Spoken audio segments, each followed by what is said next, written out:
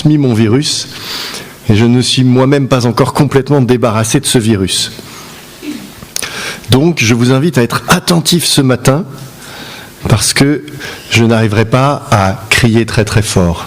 Et je remercie les sonorisateurs parce que franchement c'est une journée où on a besoin d'un micro, en tout cas pour moi. Alors, certains d'entre vous étaient là la semaine dernière et comme Laetitia l'a rappelé, nous avons entendu parler Jeff Coston qui nous a parlé de la joie sur la base de Jean chapitre 17. Et d'ailleurs, c'était le peut-être 4e, 5e, je ne sais plus, 6e message sur Jean chapitre 17. C'est une prière de Jésus qui est extrêmement riche et on a enchaîné les messages. La semaine précédente, Jeff, j'avais moi-même parlé aussi sur Jean 17. De quoi j'avais parlé au fait ? De l'unité, tout à fait. Et la semaine encore d'avant, c'est Bob qui avait parlé. De quoi avait-il parlé ? Ta parole est la vérité, voilà. Eh bien, je vais vous avouer quelque chose, encore une fois. Nous n'allons pas poursuivre sur Jean 17 aujourd'hui. On fait un break, c'est la récréation. On poursuivra dans les prochaines semaines, je rassure ceux qui trouvent qu'on n'a pas encore complètement exploré tous les thèmes abordés par Jésus dans sa prière en Jean chapitre 17. Mais aujourd'hui, j'ai eu à cœur de vous parler de l'accueil. À vrai dire, ça fait 2 semaines que j'avais envie de partager à ce sujet avec vous. Mais c'est vrai que ce que nous avons vécu dimanche dernier m'a un peu conforté dans cette idée. Qui était là la semaine dernière ? Bon, c'est bien. Les autres, vous avez raté quelque chose. Dimanche dernier, nous avons accueilli 45 jeunes, dont certains sont dans la salle. 1, 2, 3, 4. J'en vois au moins 4. Où sont les 41 autres ? Ils ne sont pas restés ? Donc nous avons accueilli les 45 jeunes du camp Musicart, qui est un camp qui était organisé par le Centre des Jeunes à Saint-Lunaire. Il y avait leur équipe d'encadrement. Alors, ils sont arrivés dès le matin. Et puis en fin d'après-midi, ils faisaient leur concert de fin de camp. Et donc au cours de ce concert, il y avait plus de 200 spectateurs, je ne les ai pas comptés, qui sont venus pour assister à ce concert de fin de camp. Et je ne sais pas si ceux qui étaient là la semaine dernière ont eu les mêmes retours que moi, mais pour ma part, tous ceux avec lesquels j'ai pu échanger à l'issue de cette journée ont loué la façon dont ils ont été accueillis dans cette église, vraiment. La salle qui était prête, les annexes, là, les salles annexes complètement dégagées pour les accueillir, le café, le repas pour l'équipe technique. En fait, c'était toute une série de petits détails, mais c'est comme si à chaque fois, ils se préoccupaient en se disant « Mince, on a peut-être oublié de leur dire ». Donc ils nous envoient un texto le matin ou la veille au soir « Hey, vous avez pensé à dégager l'estrade ?» Oui, il y a des gens qui s'en sont chargés cette semaine. Et puis, bon, ils arrivent, là, l'équipe technique arrive le matin, et puis à midi, on leur dit « Au fait, on vous a préparé à manger. » « Ah bon, vous nous avez préparé à manger ? Ah bah c'est super !» Voilà, toute une série de petits détails comme ça. Et ça a continué tout au long de la journée. J'irais même jusqu'à dire, ça s'est terminé un peu en apothéose par une collation. On leur avait dit il y aura une collation à l'issue du concert. Alors la collation, c'était avec des beignets, des pâtisseries maison, enfin, je pourrais décrire tout ce que j'ai vu dimanche dernier, mais sachant qu'il est 11h25, peut-être que si vraiment je décris ce que j'ai vu, votre estomac va se réveiller un peu trop tôt et je vais perdre votre attention. Mais en tout cas, c'était plus qu'une collation. Je pense que, je ne sais pas ce qu'ont fait les 41 jeunes qui sont repartis vers chez eux après, puisqu'il y en a 4 qui sont restés. Traditionnellement, ils s'arrêtent au McDo, parce que quand même, après le concert qui se termine vers les 19h, il faut bien manger. Là, je ne sais pas s'ils ont eu besoin de s'arrêter. À mon avis, non. Peut-être juste pour avoir le jouet, mais pas parce qu'ils avaient faim. Voilà. Bon, tout ça pour dire qu'on est une petite église, mais que chacun a fait ce qu'il a pu, et au final, tous nos visiteurs se sont sentis particulièrement accueillis et honorés. Je ne parlerai pas des hommes de ménage qui sont revenus pour remettre tout en place, on ne voit même plus la différence, voilà. Il y a eu plus de 200 personnes dans cette salle la semaine dernière, 250 personnes, du monde partout, des miettes partout aussi, et plus rien aujourd'hui, merci. Alors, certains d'entre vous le savent déjà, mais je vais également rappeler comment nous nous sommes retrouvés à accueillir ce groupe. Parce qu'initialement, le concert de fin de camp de Musicart n'était pas prévu au Mans, il devait avoir lieu à Rennes. Et pour des raisons que j'ignore, ça n'a pas pu se faire. Et juste 4 semaines avant la date du concert, le directeur a sollicité, je pense, ses contacts dans les différentes villes et églises de l'Ouest pour dire, voilà, on n'a plus de salle pour le concert de fin de camp, est-ce que vous pouvez trouver une salle dans votre ville ? Alors pour mémoire aussi, pour ceux qui étaient là la dernière fois qu'on a accueilli ce concert de fin de camp, c'était à la salle Pierre Guédou, celle où on fait le culte en commun, où il y a, je sais pas, peut-être plus de 400 places. C'était dans le cadre d'une campagne d'évangélisation qu'on avait fait en commun avec 5 églises. Voilà, c'est juste pour dire, la dernière fois, ça s'est passé dans une salle qui est au moins 2 ou 3 fois plus grande qu'ici, et on était 5 églises. Et là, et c'était prévu presque 1 an à l'avance. Et là, 4 semaines avant, on reçoit ce coup de fil. Il faut lui dire, qu'est-ce qu'on fait ? On les laisse sans concert ou on ouvre les portes ? On a pris le pari d'ouvrir les portes. Et puis finalement, ça s'est bien passé. En fait, notre salle, elle était un peu trop petite, avec un peu trop de poteaux sur l'estrade, avec, on est un peu trop nombreux pour pouvoir accueillir 250 personnes et dire, on va faire face à tout. Humainement, c'était fou. Je pense qu'il n'aurait pas fallu le faire. Il aurait fallu dire non, on n'est pas en capacité. Parce que la dernière fois, il nous fallait une salle beaucoup plus grande, il fallait les ressources de 5 églises, il fallait des mois de préparation. Là, on n'a ni les ressources, ni les mois de préparation, ni la grande salle. Mais c'est un peu comme avec l'histoire des 5 pains et des 2 poissons. On donne ce qu'on a et le Seigneur multiplie. Et là, le Seigneur a multiplié. En tout cas, moi qui ai assisté une partie de la journée, j'ai ce sentiment-là. Et je pense que tous ceux qui ont assisté à cette journée partagent ce sentiment. Nous avons pris un risque quelque part en acceptant d'accueillir ce groupe. Et je pense qu'aujourd'hui, nous ne le regrettons pas, non pas parce qu'on a été fort, on a donné et fait ce qu'on a pu, mais le Seigneur a fait le reste. Et c'est souvent ce qui se passe quand on ose accueillir. Vous avez vu, j'ai pas encore ouvert la Bible, hein. Je vous ai donné des tas d'exemples et de choses, mais j'ai pas encore ouvert la Bible. Et pourtant, dans tout ce que j'ai dit, et dans cette dimension de l'accueil, il y a aussi une dimension qui est tout à fait spirituelle. Il y a un texte que j'aimerais partager avec vous à ce sujet, qui se trouve dans l'évangile de Matthieu. C'est pas moi, hein. C'est un autre Matthieu qui a vécu il y a 2000 ans. Il était collecteur d'impôts, donc c'est pas moi. Et c'est Matthieu au chapitre 10, à partir du verset 40. Un texte court, versets 40, 41 et 42. Voilà ce qui est écrit dans l'évangile de Matthieu au chapitre 10, à partir du verset 40. « Si quelqu'un vous accueille, c'est moi qui l'accueille. » C'est Jésus qui parle à ses disciples. « Or, celui qui m'accueille, accueille celui qui m'a envoyé. Celui qui accueille un prophète, parce qu'il est un prophète, recevra la même récompense que le prophète lui-même. Et celui qui accueille un juste, parce que c'est un juste, aura la même récompense que le juste lui-même. Si quelqu'un donne à boire ne serait-ce qu'un verre d'eau fraîche au plus insignifiant de mes disciples, parce qu'il est mon disciple, vraiment, je vous l'assure, il ne perdra pas sa récompense. » Un texte court, un texte simple, un texte clair, mais je trouve d'une grande portée, quand on réalise vraiment ce que Jésus dit là à ses disciples. Donc comme je le disais, Jésus s'adresse à ses disciples, et il leur dit, si quelqu'un vous accueille, c'est moi qui l'accueille. Donc si quelqu'un accueille un disciple de Jésus, il accueille Jésus. Et il ajoute même, et celui qui m'accueille, accueille celui qui m'a envoyé. Qui a envoyé Jésus ? Dieu le Père. Waouh ! C'est aussi simple que ça d'accueillir Dieu le Père. Essayez d'expliquer ça en dehors de l'Église. On va vous dire quoi ? Vous prétendez accueillir Dieu le Père ? Bah oui, c'est pas si compliqué, j'ai accueilli un disciple de Jésus.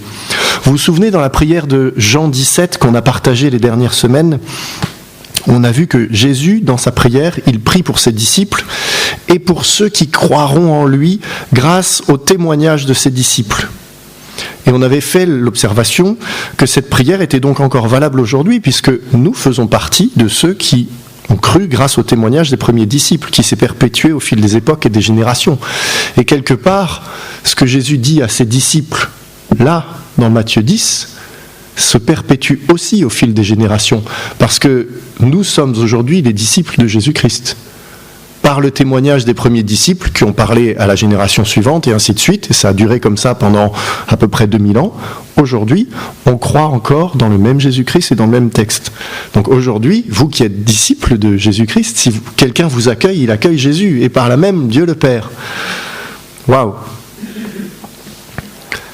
Ça donne envie d'accueillir ou il faut que je continue? Romains 15, verset 7. Accueillez-vous les uns les autres, tout comme Christ vous a accueillis pour la gloire de Dieu. Ah!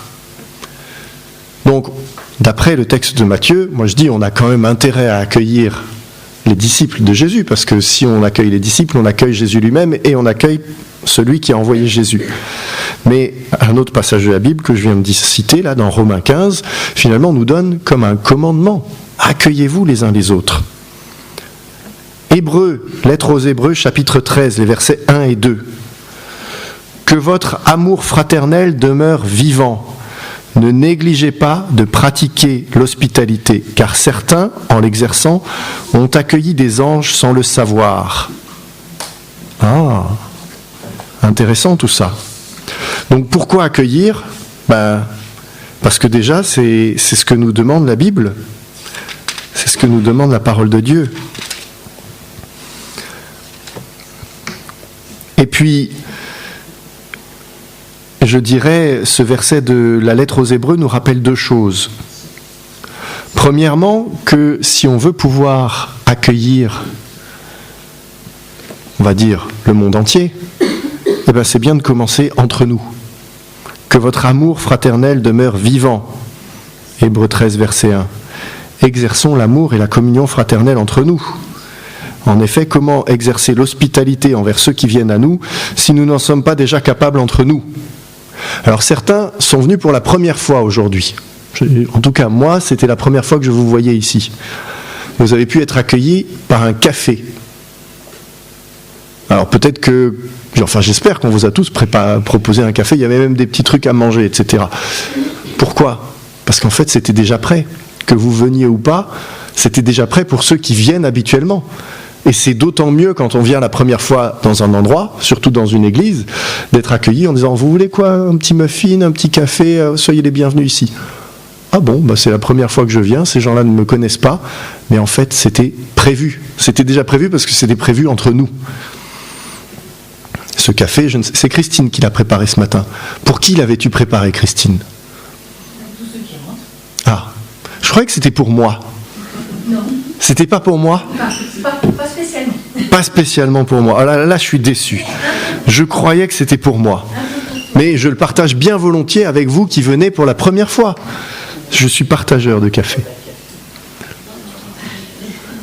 J'entends des petites voix qui disent « Il ne boit pas de café ». Je suis connu ici. C'est vrai. Je vais le dire. C'est vrai, je ne bois pas de café. Je déteste les boissons chaudes. Ça me brûle la langue. Je ne bois ni café ni thé. Mais je suis content d'être accueilli par un café dans cette église. Ça me fait plaisir parce que j'aime bien l'odeur du café. Donc voyez-vous, même si c'est juste pour que je puisse avoir l'odeur du café, je suis content d'être accueilli dans cette église par un café. Et ensuite, si quelqu'un d'autre veut le boire, je lui donne bien volontiers. Donc, comme je disais, il faut commencer entre nous.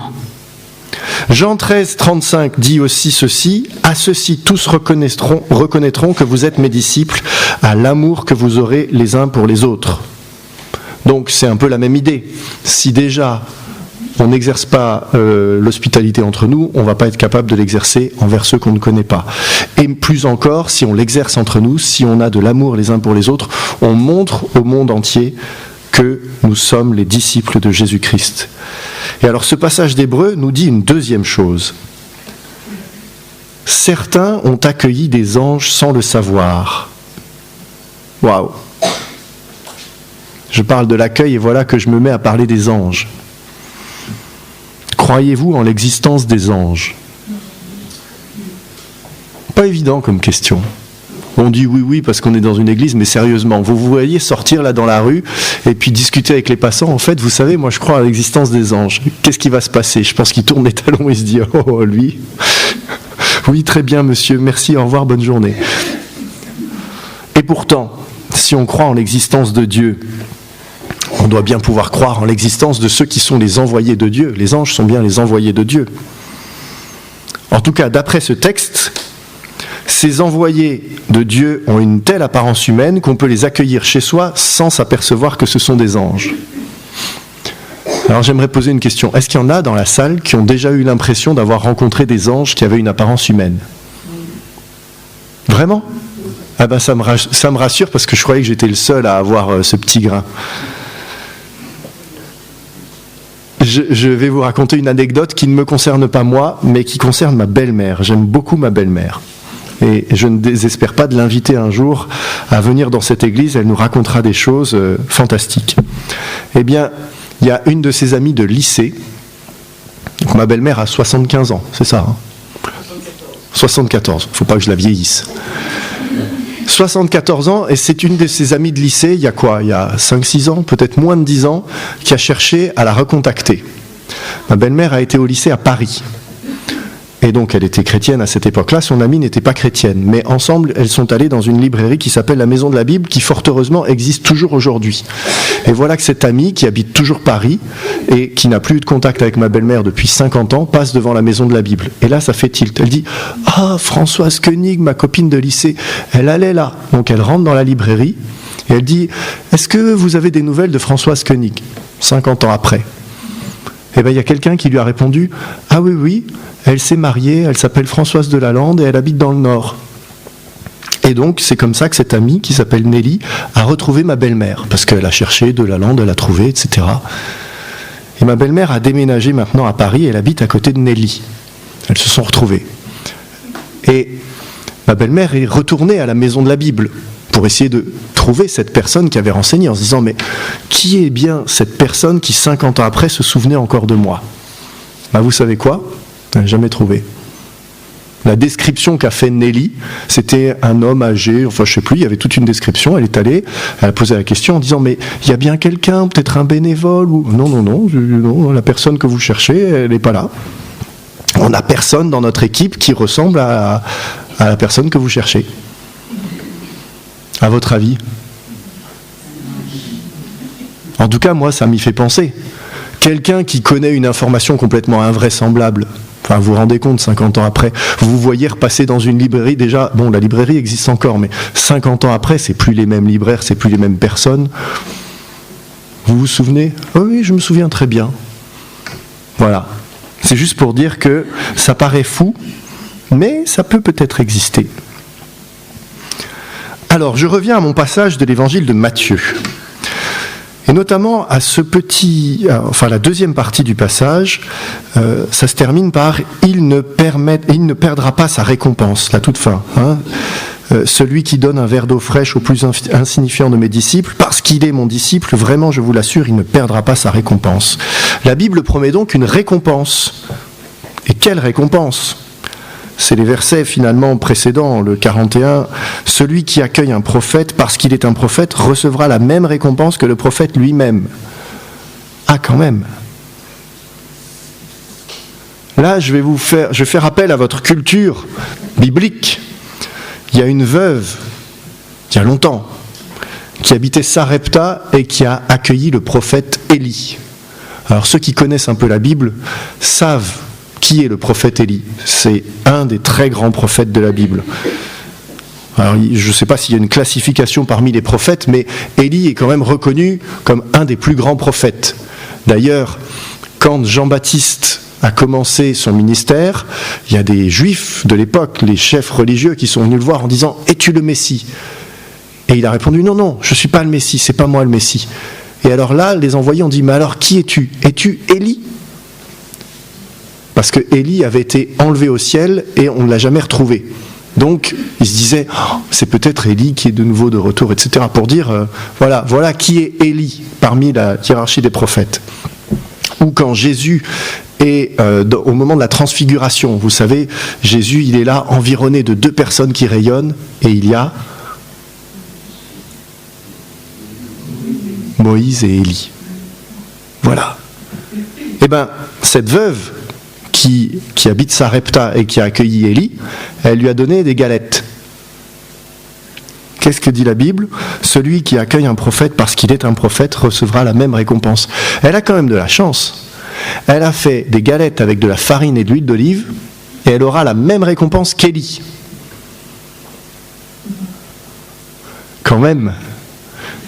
Non, mais je trouve ça intéressant d'imaginer qu'on peut, juste en faisant une galette avec de l'huile d'olive et de la farine, avoir la même récompense qu'un des plus grands prophètes qui a eu un ministère énorme, qui a été quelque part un serviteur immense pour le Seigneur.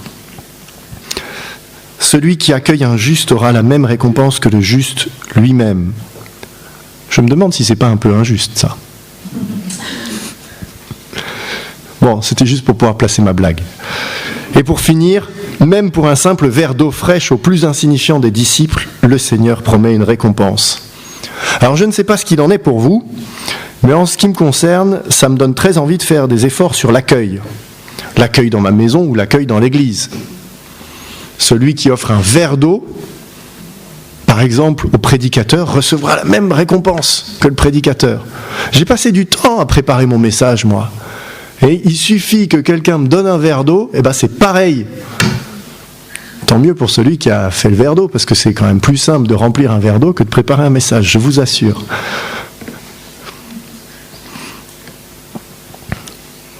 Donc comme je disais, moi ça me donne très envie de faire un effort sur l'accueil. Parce que c'est un commandement, et parce qu'en plus, il y a une récompense. C'est des choses simples, et on reçoit des récompenses qui peuvent être énormes. Alors maintenant, qui accueillir ? Les prophètes, comme il dit dans le passage. Au fait, pour ceux qui veulent la référence de la veuve de Sarepta qui accueille Élie, c'est 1 Roi chapitre 17, à partir du verset 8. Voilà. Bah, d'ailleurs, on peut le lire, comme ça vous saurez. 1 Roi chapitre 17, à partir du verset 8. Donc, alors l'Éternel lui adressa la parole en ces termes. Donc l'Éternel parle à Élie.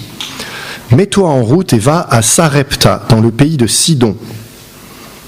Et installe-toi là-bas. J'ai ordonné à une veuve de là-bas de pourvoir à ta nourriture. » Élie se mit donc en route et se rendit à Sarepta.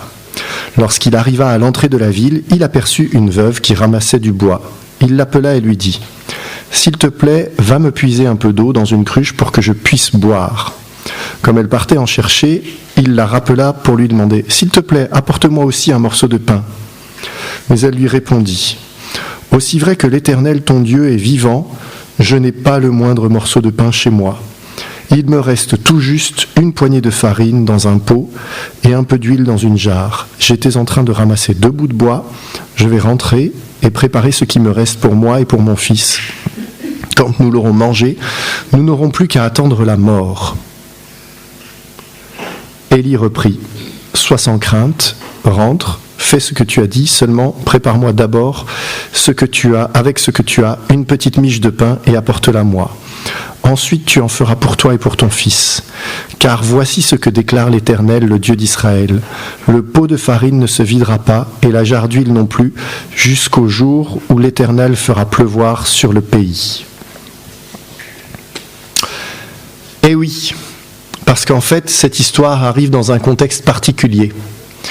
À ce moment-là, Élie a demandé, l'Éternel a prévenu Élie en disant « Je vais faire venir une sécheresse sur le pays. » Jusqu'à temps qu'il se passe un certain nombre de choses, que Élie prie, etc.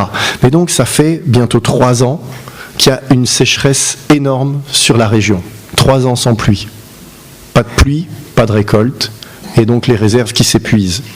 Et donc voilà cette veuve qui s'apprête à attendre la mort pour elle et pour son fils, à cause de la sécheresse, à cause du fait qu'elle n'a plus rien à manger, et que d'ailleurs tout le monde autour n'a plus grand-chose dans ses réserves. Elle sait qu'elle va consommer ses dernières provisions, et après, plus rien. Et le prophète se présente à elle et lui réclame d'abord à boire, et ensuite à manger. Elle n'a plus rien, mais parce qu'elle accueille le prophète, son pot de farine et sa jarre d'huile ne se videront pas jusqu'à ce que la sécheresse se termine. Elle attendait la mort, et voilà qu'elle va vivre de façon miraculeuse. Et en plus, je vous rappelle qu'elle va recevoir la même récompense que le prophète Élie, l'immense prophète. Élie, on sait ce qu'il a fait et comment Dieu a pris soin de lui. La Bible, et notamment le livre des rois, nous le raconte. Mais la veuve, qu'a-t-elle fait ? Tout ce qu'on sait, c'est qu'elle a exercé l'hospitalité à l'égard d'Élie, c'est tout. Rien d'autre. Mais elle va recevoir la récompense du prophète. Donc, accueillez les prophètes. Qui d'autre on peut accueillir ? À votre avis ? Les frères et sœurs. Oui. Mais là, j'avais envie de dire les enfants d'abord. Les enfants, Matthieu 19, à partir du verset 13. Qu'est-il dit ? Peu après, des gens lui amenèrent des petits-enfants pour qu'il leur impose les mains et prie pour eux. Les disciples leur firent des reproches aux gens. Mais Jésus leur dit, « Laissez donc ces petits-enfants, ne les empêchez pas de venir à moi, car le royaume des cieux appartient à ceux qui leur ressemblent. » Puis il leur imposa les mains et poursuivit son chemin. Vous savez quoi ? J'aime bien les disciples, parce que bien souvent, j'ai l'impression qu'ils sont comme nous. Ils ont les mêmes réactions que celles qu'on aurait eues nous. Ils font les mêmes bêtises en quelque sorte. Donc là, vous imaginez la situation, il y a le maître, Jésus, qui est en train d'enseigner. Il dit des choses importantes et intéressantes. Et il y a des gens qui s'avancent avec leurs enfants. Peut-être que des enfants qui faisaient un petit peu de bruit. Ça fait toujours un peu de bruit, les enfants, même quand ils sont sages. Alors les disciples interviennent, c'est logique. Ils font un peu le service d'ordre. S'il vous plaît, non, reculez. Vous voyez bien, le maître est occupé, il enseigne, c'est important. C'est sérieux l'enseignement. Et quelle est honnêtement, moi je me vois à la place des disciples, je suis capable de faire la même bourde. Il ne faudrait pas se faire distraire par des enfants pendant ce moment sérieux. Et bien la réaction de Jésus, c'est complètement l'inverse et c'est sans équivoque. Laissez donc ces petits-enfants, ne les empêchez pas de venir à moi, car le royaume des cieux appartient à ceux qui leur ressemblent. Et là, finalement, non seulement il arrête son enseignement, en tout cas, il arrête de dire ce qu'il était en train de dire, il impose les mains aux enfants, mais il s'en sert encore pour enseigner. Donc, accueillez, j'ose pas dire de 7 à 77 ans, accueillez de 7 jours à... Il n'y a pas d'âge. Voilà. L'accueil n'est pas réservé que... Pourquoi je dis ça ? C'est parce que les prophètes, on imagine, les prophètes, les serviteurs de Dieu, etc. Mais accueillez tout le monde. Accueillez aussi les enfants. Ceux qui n'ont pas encore un grand ministère, ceux dont la société n'aurait pas forcément le réflexe notre éducation n'aurait pas forcément, ne nous aurait pas donné l'habitude de les accueillir. Si on a le maire qui vient, là on va dire, c'est le maire, on va y mettre les formes, c'est normal, c'est le maire de la ville. Mais en fait non. Enfin oui, c'est bien, mais il faut aussi être capable d'accueillir les plus petits enfants, les plus jeunes enfants, ceux dont on n'est pas sûr qu'ils comprennent l'enseignement, ceux qui vont peut-être parler ou faire du bruit alors qu'il faudrait se taire. Jésus nous a montré cet exemple-là. Et il a même ajouté, le royaume des cieux est pour ceux qui leur ressemblent. C'est pas juste faites l'effort de les accueillir, c'est le royaume des cieux est pour ceux qui leur ressemblent. Je ne vais pas prêcher là-dessus, parce que sinon ça va nous emmener trop loin, et vous risquez d'avoir faim. Qui accueillir encore ? Les étrangers. Genèse chapitre 18. Genèse chapitre 18 nous parle d'un homme qui s'appelle Abraham, très connu aussi, un des patriarches. Et Abraham, voici ce qui se passe dans le chapitre 18, pardon. Il faut que je remonte.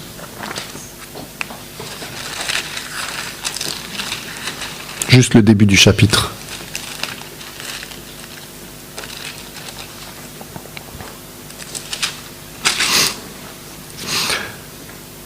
L'Éternel apparut à Abraham près des chênes de Mamré.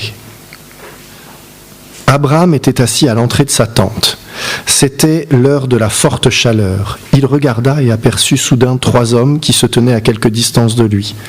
Dès qu'il les vit, il courut à leur rencontre depuis l'entrée de sa tente et se prosterna jusqu'à terre. « Mes seigneurs, leur dit-il, faites la faveur de ne pas passer près de chez votre serviteur sans vous arrêter. Permettez-moi d'aller chercher un peu d'eau pour que vous vous laviez les pieds. Et puis, vous vous reposerez là sous cet arbre. Je vous apporterai un morceau de pain et vous reprendrez des forces avant de poursuivre votre chemin, puisque vous êtes passé si près de chez votre serviteur. » Ils répondirent, « Très bien, fais comme tu as dit. » Abraham se dépêcha d'entrer dans sa tente et de dire à Sarah, « Pétris vite 3 mesures de fleurs de farine et fais-en des galettes. » Puis il courut au troupeau et choisit un veau gras à la chair bien tendre. Il l'amena à un serviteur qui se hâta de l'apprêter. Il prit du fromage et du lait avec la viande qu'il avait fait apprêter et les apporta aux 3 hommes. Abraham se tint auprès d'eux pendant qu'ils mangeaient sous l'arbre. Donc voilà Abraham qui est à l'entrée de sa tente, il lève les yeux et il aperçoit 3 hommes qui sont à quelque distance de lui. Ce sont de parfaits inconnus. Abraham ne les a jamais rencontrés, mais quand Abraham les aperçoit, il est écrit qu'il court vers eux. Il se prosterne jusqu'à terre et il insiste fortement pour qu'ils ne passent pas à proximité de chez lui, à proximité de son campement, sans s'arrêter pour prendre un temps de repos, boire et manger. Voilà l'exemple.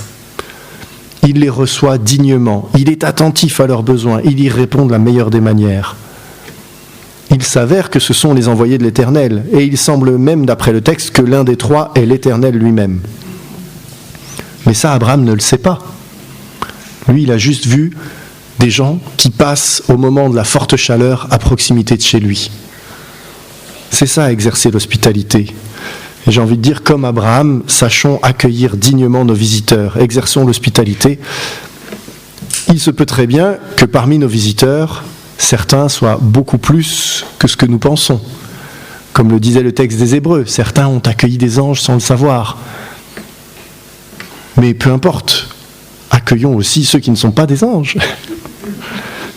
Alors comment accueillir ? Donner à boire, à manger, c'est ce qu'on a vu.